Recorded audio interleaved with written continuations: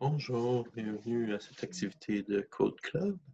Aujourd'hui, on va programmer dans Scratch un jeu de roche, papier, ciseaux. On va se servir de cet exemple-là pour euh, illustrer l'importance de bien planifier un projet avant de commencer à programmer et aussi pour voir l'importance de faire ce qu'on appelle une abstraction, c'est-à-dire de représenter quelque chose de complexe d'une manière plus simple. Pour ça, on va utiliser deux outils qui sont omniprésents dans la programmation, que ce soit sur Scratch ou que vous commenciez à utiliser d'autres langages comme Python et C Sharp, par exemple. Ce sont les fonctions et les variables. Donc, les fonctions, c'est quand on va assembler plusieurs commandes simples pour former une commande plus complexe.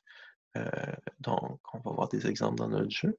Et puis, une variable, dans le fond, c'est une façon pour l'ordinateur de se souvenir d'une valeur, d'un chiffre ou d'un texte. Donc, on va donner un nom à une variable et puis on va pouvoir faire référence à une valeur.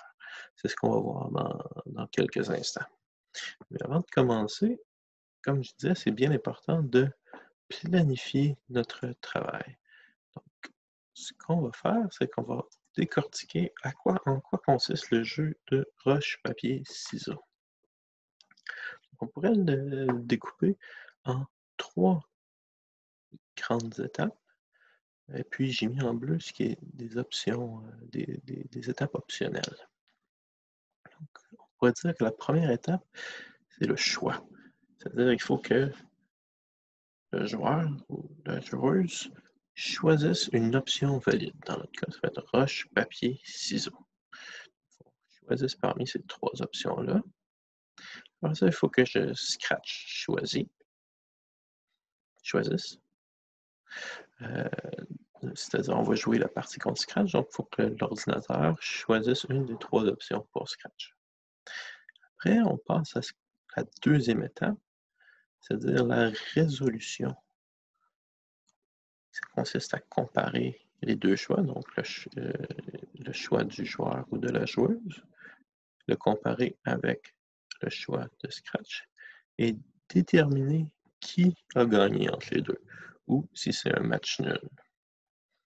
Et puis, optionnellement, on peut attribuer un point au gagnant si on veut faire plusieurs parties d'affilée. Et finalement, à la fin, il faut qu'on annonce qui a gagné la partie. Si on peut représenter ce jeu-là en termes de variables, c'est-à-dire en termes de données, d'informations dont l'ordinateur a besoin de se souvenir pour pouvoir euh, exécuter le jeu. Donc, premièrement, l'ordinateur va devoir se souvenir du choix que le joueur va faire. Donc, est-ce qu'on a choisi roche, papier ou ciseaux? Puis ça, on va avoir besoin de s'en souvenir pour toute la durée de la partie. On va aussi avoir besoin euh, de se souvenir du choix que l'ordinateur, que Scratch a fait. Donc, ça aussi, on va avoir besoin de s'en souvenir durant toute la durée du jeu. Et puis, finalement, si on veut s'assurer que le joueur choisisse une option qui est valide, il faut avoir euh, une liste de ces options valides-là. Donc, il faut pouvoir se souvenir de ces options-là durant la partie. Donc, on va pouvoir créer une variable pour contenir une liste des options qui sont possibles de choisir, puis s'assurer que le joueur a choisi dans ces options-là. Et finalement, si on veut compter les points, il va falloir une variable pour se souvenir des points que le joueur, du nombre de parties que le joueur a gagné, et des points de Scratch, donc du nombre de parties que Scratch a gagné.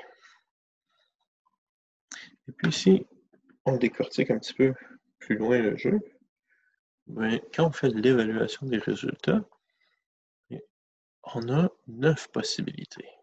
Donc, dans la mesure où chaque participant peut choisir entre 3 options, ça fait un total de 9 possibilités. Mais déjà, si on remarque, il y en a 3 de ces possibilités-là qui sont la même. C'est-à-dire que si on choisit la même chose, roche-roche, papier, papier, ciseaux, ciseaux, ça va être des matchs nuls. Puis sinon, il y a 3 possibilités où le joueur là. Donc, si là, je vais choisir roche contre ciseaux. Si je choisis papier contre roche. Si je choisis ciseaux contre papier. Et puis, inversement, on a les possibilités au Scratch gagne. Donc, si le joueur choisit roche et Scratch a pris papier et Scratch gagne. Si le joueur a pris papier et Scratch a choisi ciseaux, c'est Scratch qui gagne. Et puis, si le joueur choisit ciseaux et Scratch la roche, c'est Scratch qui gagne. Et ce tableau-là va être très, très, très important plus tard quand on va programmer la fonction pour résoudre la partie, parce qu'on vient de visualiser les options possibles. Maintenant, notre tâche, ça va être de représenter ce tableau-là sous forme de code. Je vais retourner à mon tableau de départ, et puis on va commencer la programmation.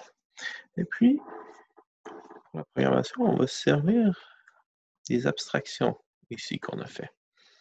Donc, on va créer une fonction pour effectuer le choix, une fonction pour faire la résolution. La fin de partie va se passer dans la résolution, mais si on effectue des variations un peu plus complexes, on pourra faire notre propre fonction pour la fin de la partie. Donc, pour faire une fonction, c'est simplement dans Scratch, ça s'appelle un bloc. Donc, on va créer un nouveau bloc. Donc, on va commencer par la fonction pour faire le choix. Okay. On va créer un autre bloc aussi qui va être la résolution. Donc, une fonction pour notre résolution.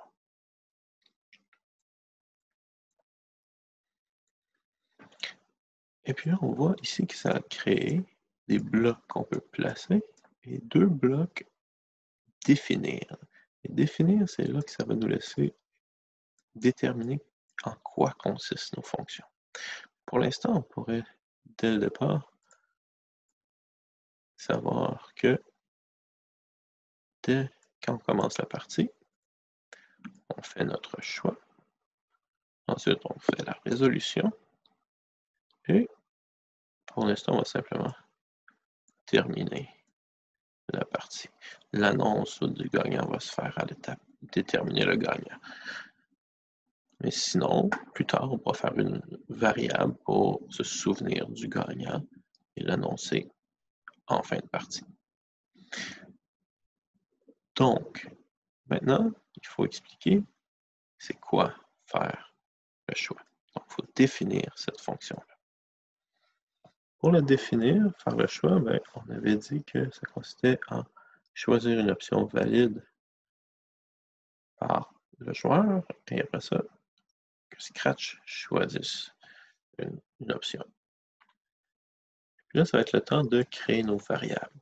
Donc, on fait une variable pour que le jeu se souvienne du choix qu'on fait, du choix de Scratch, et puis une liste de tous les choix qui sont possibles. Pour créer une variable, c'est vraiment simple. On va aller dans Variable. Là, on voit qu'on a déjà une variable qui s'appelle ma variable. On va pouvoir la changer tout à l'heure. Et si je clique sur la petite case à côté, ça va m'afficher la variable. La case détermine si elle est affichée ou pas. Quand je clique avec le bouton droit sur une variable, là, je peux avoir différents types de lecture, une barre de défilement, d'avoir en gros comme ça sans le nom ou avec le nom en plus petit. Et on voit qu'il y a deux sections. Il y a le nom de la variable, il y a la valeur qu'elle contient. Donc, premièrement, le nom, c'est ma variable, la valeur, c'est 0. Puis, dans les blocs variables, on a la variable comme telle, et elle peut être utilisée pour faire référence à la valeur qu'elle contient. Donc, on pourrait l'utiliser dans n'importe quel des endroits. Ici, par exemple, si on dit ma variable plus 1, donc ma variable est 0, ça va me donner 1 ici. Variable aussi, on peut mettre une valeur dans ma variable. On va mettre ma variable à 5, par exemple. Et quand ce bloc-là est exécuté, la valeur que contient ma variable change pour la valeur que je lui ai indiquée ici. Donc maintenant, si je fais 5 plus 1, ça va me donner 6.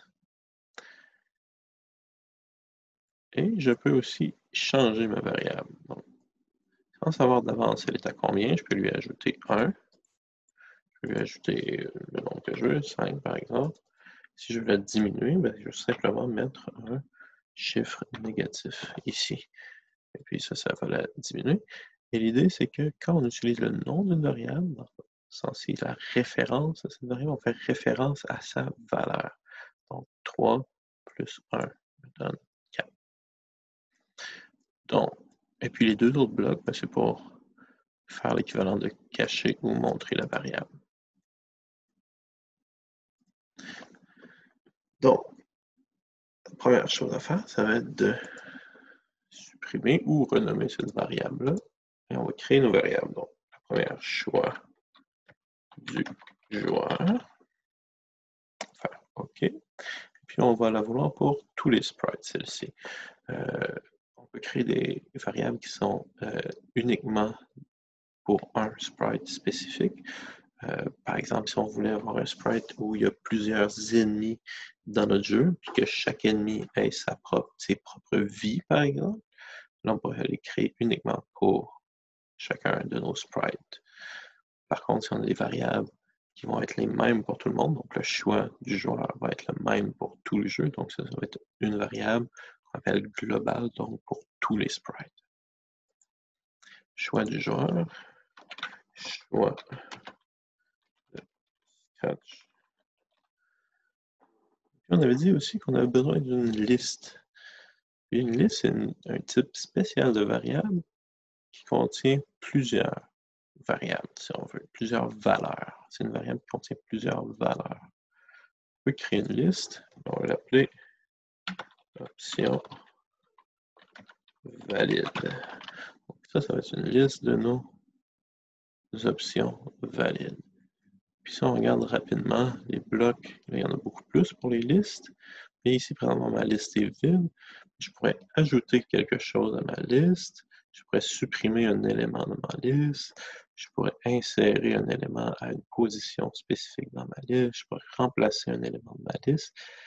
L'idée, c'est qu'une liste est composée d'éléments qui ont un index, un numéro. Donc, on va voir ce que ça donne. Donc, par exemple, ajouter. Et là, je voudrais créer une liste avec mes 3 options valides, c'est-à-dire roche, papier et ciseaux.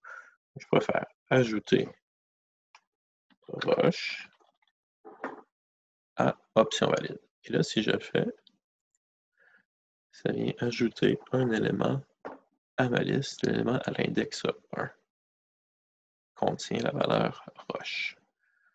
Donc, si je regarde l'élément 1 de la liste option rapide, ça contient roche. Puis là, je pourrais marquer papier et faire ajouter. Et on voit que ça rajoute en dessous ici. Si je voulais insérer quelque chose dans une position spécifique, je pourrais utiliser insérer. Finalement, on va terminer avec ciseaux. Et vous remarquerez, je le mets sans lettres majuscules. Et ici, ciseaux. On pourrait aussi les mettre avec des lettres majuscules et rajouter 3 pour avoir des options valides, mais là, on va les garder avec seulement les lettres minuscules pour simplifier le jeu. Donc maintenant, vous voyez, j'ai 3 variables. Une variable pour le choix de mon joueur qui contient 0. Une variable pour le choix de Scratch qui contient aussi la valeur 0. Et j'ai une liste d'options valides qui s'appelle options valides et qui contient à l'index numéro 1 le mot roche, à l'index numéro 2 le mot papier et à l'index numéro 3 le mot ciseaux. Vous voyez, donc ma liste a une longueur de 3. Et ici, j'ai des options, par exemple, pour avoir la longueur de ma liste, la position de quelque chose dans ma liste, savoir si ma liste contient quelque chose. Donc, c'est vraiment une variable qui peut être utilisée pour toutes sortes de choses. Donc, maintenant, on a représenté notre jeu avec nos 3 variables. Et vous remarquerez qu'en mettant nos options valides dans une liste, ils sont représentés par un chiffre, 1, 2, 3. Donc, on va pouvoir utiliser des chiffres pour représenter les chiffres. Donc, choix. On va pouvoir utiliser des chiffres pour représenter les choix. Donc, choix. On va commencer par demander au joueur qu'est-ce qu'il veut. Donc, Scratch, ici, va utiliser le bloc demander pour poser une question au joueur. On va lui demander roche, papier ou ciseaux. Point d'interrogation.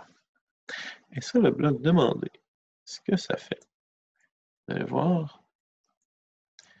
L'idée, c'est maintenant que quand j'appuie sur le drapeau vert, ça va effectuer choix. Et choix, ça fait tout ce que je vais mettre ici. Quand je clique sur le drapeau vert, ça va exécuter le bloc demander, roche, papier, ciseaux. Et là, ça m'ouvre une boîte de texte où je peux rentrer une réponse. Donc, je peux dire roche. Et puis, cette réponse-là, elle est mémorisée, elle est enregistrée dans la variable réponse. On voit qu'il y a déjà plusieurs variables qui existent. Donc, la position X de ma souris, Y de ma souris, le volume actuel, le chronomètre, les jours depuis 2000. Donc, tout ça, ce sont des variables qui sont dans l'éditeur de Scratch. Puis en plus, nous, on peut créer nos propres variables. Donc, la variable réponse va contenir ce qu'on a tapé au bloc demandé. Donc, vous voyez, j'ai tapé roche, c'est roche, et je réessaye, puis que je retape papier. C'est papier maintenant qui est dans la variable réponse. Donc, ici, ça nous permet de faire le choix du joueur, mais on veut que ce soit une option valide. C'est-à-dire, si je tape mon nom, pas nécessairement mon nom, mais n'importe quoi, par exemple,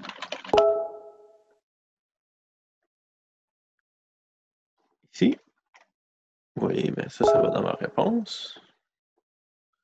Et puis, je ne veux pas nécessairement avoir n'importe quoi comme réponse dans mon jeu. Donc, ce que je vais vouloir faire, c'est m'assurer que l'option, le mot que j'ai choisi se trouve dans ma liste d'options rapides, d'options valides. Donc, ici, on pourrait voir si option valide contient peu importe ce qui est dans ma réponse. Donc, je veux savoir si elle contient ma réponse. Puis là, ça me dit faux. Et si je mets quelque chose qui est dedans, par exemple roche, et là, c'est bien important de mettre sans majuscule, parce que je n'ai pas mis les mots avec des majuscules ici. Roche, j'appuie sur le crochet ou sur entrée. Roche. Maintenant, roche, c'est vrai que ma liste option valide contient roche ici. Donc, ce que je vais vouloir faire, c'est de reposer la question jusqu'à ce que ma option valide contienne ma réponse. Donc, jusqu'à ce que ma réponse soit parmi les options qui sont valides ici. Si ça marche la première fois, on va simplement passer par-dessus cette boucle-là. Donc, si la première fois que je tape ma réponse, option valide contient cette réponse-là, on va passer par-dessus la boucle. Mais sinon, je vais reposer la question roche, papier ou ciseaux jusqu'à ce que la liste option valide contienne la réponse. Donc, je vais faire un test. Donc, si je tape Y, Y, Y, ça me repose la question. Et si je tape roche, ça termine ici. Donc, ce petit bloc-là, donc le bloc demandé avec la boucle jusqu'à ce que ta réponse soit dans option valide, ça me permet de faire la première étape, choisir une option valide pour notre joueur. Par contre, cette option-là est maintenant un mot, et puis on voudrait l'enregistrer dans choix du joueur avec le numéro correspondant dans la liste.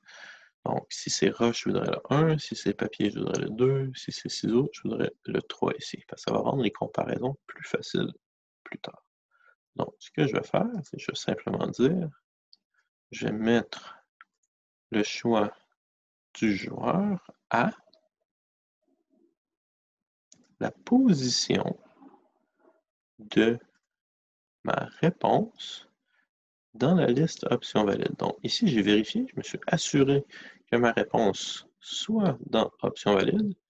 Et maintenant, je vais simplement aller prendre ce numéro-là et me le mettre dans la variable choix du joueur. Donc, si j'essaye, que je tape papier, ça devrait enregistrer dans choix du joueur le chiffre numéro 2. Et voilà, j'ai le chiffre numéro 2. Et ça complète la première étape. Choisir une option valide. Choisir une option pour Scratch, c'est beaucoup plus facile. Tout ce qu'on a besoin de faire, c'est d'aller mettre le choix de Scratch à un nombre aléatoire entre 1 et la longueur de notre liste ici. Je pourrais mettre 3, mais si jamais je veux rajouter plus d'options plus tard, j'ai un petit bloc très utile qui me dit ici la longueur de ma liste. Donc ici, c'est une longueur de 3. Comme j'ai dit, je pourrais mettre 3, mais si jamais je change plus tard, je peux vouloir que mon code marche quand même avec une liste, si je veux 4, 5, 6 options. Donc maintenant, Scratch va choisir un nombre aléatoire dans ma liste d'options valides. Par exemple. Et puis, juste pour avoir une confirmation de ça, on va lui faire dire pendant 2 secondes c'est quoi qu'il a choisi.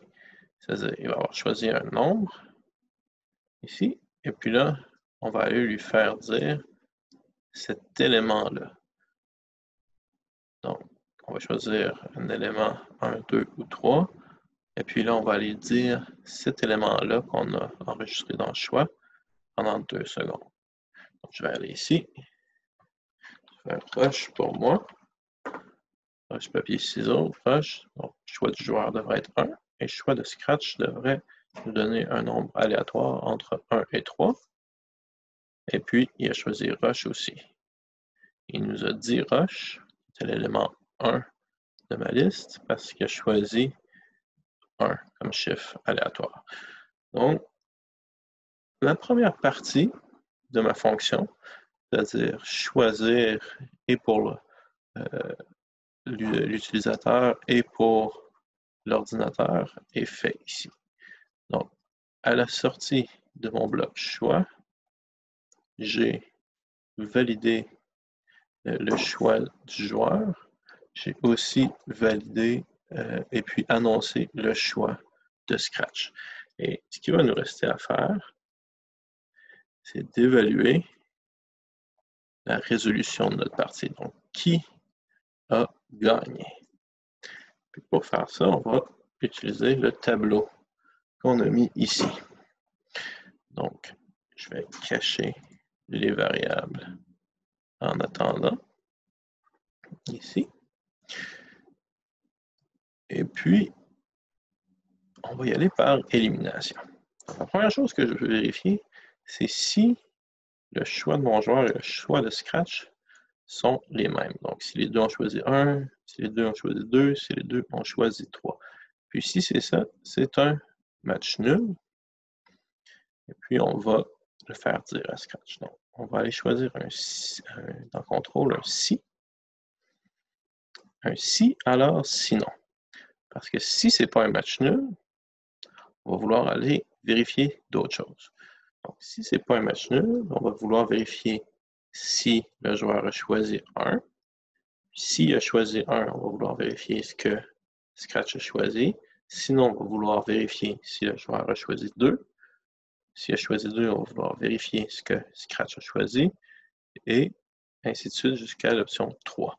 Donc, on va utiliser beaucoup de sinon. Donc, il y a 3 possibilités. 4, pardon. Si c'est nul, ça va être la première. Sinon, si c'est pas nul, on veut savoir si le joueur a choisi 1. Sinon, on veut vérifier si il a choisi 2. Sinon, on va vouloir vérifier si il a choisi 3. Puis là, il n'y a pas de sinon parce qu'il n'y a pas d'autres possibilités. Donc, maintenant, ce qu'il nous reste à faire, ça va être de remplir ces booleans-là, ces variables qui vont être vraies ou fausses, et puis de les assembler nos conditions dans le bonhomme. On va commencer par le plus simple, c'est-à-dire si le choix du joueur est le même que le choix de Scratch. Donc, si dans la variable choix de Scratch est égal à choix du joueur. Et si c'est ça, on va aller ici, pas ici, dans apparence, et on va dire match nul pour nous indiquer que c'est une partie qui est nulle. Puis ça, on peut le mettre ici de maintenant parce que c'est la première partie de la résolution. Donc, si c'est égal, c'est un match nul. Sinon, on va vérifier si mon joueur a choisi l'option 1. Donc, si le choix du joueur est égal à 1. Si le choix du joueur est égal à 1, ben, on sait que ce n'est pas une partie nulle parce qu'on a déjà vérifié pour les parties nulles avant de se rendre ici. Donc, il y a 2 possibilités. Soit Scratch a choisi papier, alors Scratch gagne, soit Scratch a choisi ciseaux, alors c'est le joueur qui gagne. Donc, s'il a choisi 2, il gagne, sinon, c'est moi qui gagne. Parce que si on a 1, sinon. Donc, si le joueur a choisi 1, on va vérifier ce que l'ordinateur a choisi. Et puis là, petit truc pour accélérer, je peux simplement cliquer avec le bouton droit, faire dupliquer, aller changer ça pour une autre variable, choix de Scratch. Donc, on veut savoir si c'est Scratch qui a choisi 2. Donc, c'est Scratch qui gagne. Donc, ce qu'on va faire, vu que c'est Scratch qui parle, il va dire j'ai gagné.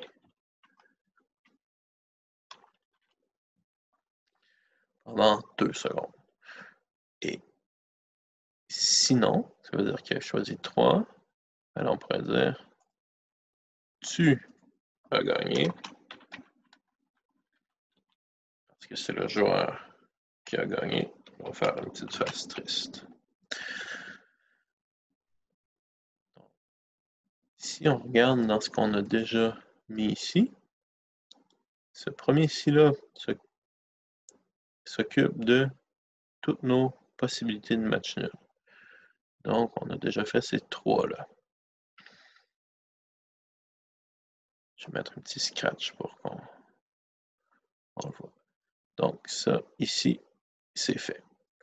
Puis, ici, on a vérifié la possibilité si c'était le joueur avait choisi Rush et on a fait les 2 autres possibilités, les 2 autres scénarios ici. Donc, ce qu'il nous resterait à faire, c'est les 2 scénarios si le joueur choisit papier et les 2 scénarios si le joueur choisit ciseaux. On va faire la même chose. Donc, si le joueur a choisi 2, Alors, si Scratch, mais là, Scratch ne peut pas avoir choisi 2 si le joueur a choisi 2 parce que ça, c'est un match nul. Puis les matchs nuls sont tous décidés ici. Donc, si Scratch a choisi 1. Donc, si le joueur a choisi 2 et Scratch a choisi 1, c'est le joueur qui gagne. On va mettre tu as gagné. Et sinon, ça veut dire que Scratch a choisi 3. Donc, c'est Scratch qui a gagné. J'ai gagné. Vous remarquez que je ne vérifie pas dans le dernier ici si Scratch a choisi autre chose que 3. Parce que dans toutes les possibilités que j'ai programmées, c'est impossible qu'il y ait un choix qui est autre que 3. Donc, c'est dans la mesure où j'ai épuisé toutes les autres possibilités, je n'ai pas besoin de vérifier ici. Et finalement, si le joueur a choisi 3, dans ce cas-là, on veut vérifier si Scratch a choisi 1 ou s'il a choisi 2. Donc, s'il a choisi 1, c'est Scratch qui gagne. Ici, si le joueur choisit 3 et Scratch choisit 1, c'est Scratch qui gagne. Et si le joueur choisit 3 et Scratch choisit 2, eh bien, c'est le joueur qui gagne.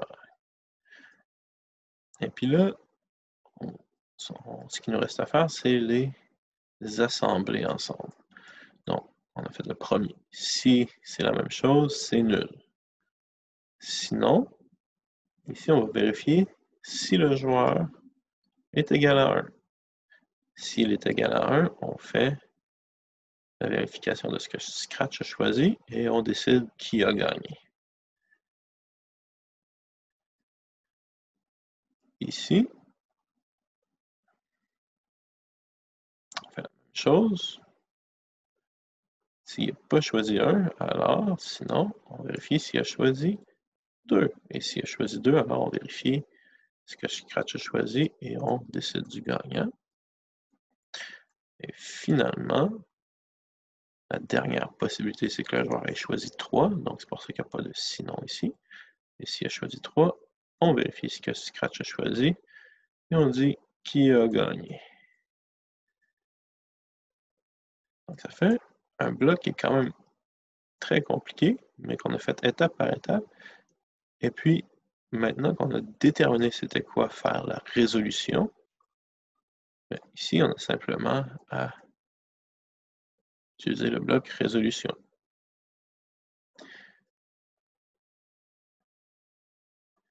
Et puis, finalement, on peut finir la partie avec un petit bloc stop tout, mais qui n'est pas nécessaire puisque une fois qu'on arrive au bout ici, tout stop de toute façon. Et là, roche, papier, ciseaux, si je choisis quelque chose qui n'est pas valide, il va me reposer la question. Si je fais mon choix, papier, j'ai choisi papier aussi, c'est un match nul. Et là, on termine. Maintenant, si on voulait faire plus qu'une partie et compter les points, ça serait très simple. Comme j'avais dit, on va simplement faire une variable pour points.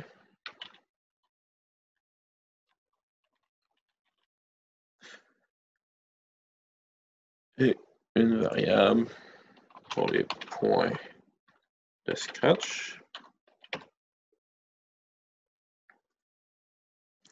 On va simplement les mettre à 0